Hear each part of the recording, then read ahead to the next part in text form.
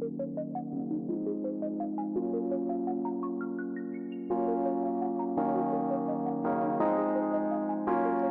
I'm Lisa from Approveit, and today I want to show you how you can manage products right in Approveit.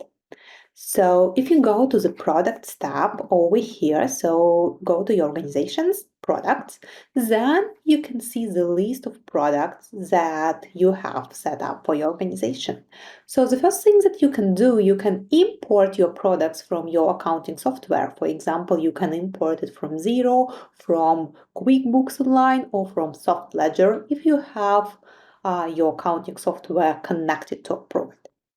Then you just can create the product list manually. So if you just click here, you can add the product and it will appear in the list over here.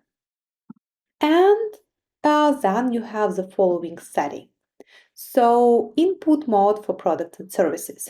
So each time your requesters create bills, POs, request for quotes, and invoices, you can set the following rules. You can either allow your requesters to enter the products manually, then you have to activate manual input, or you can allow only products listed in the list right here.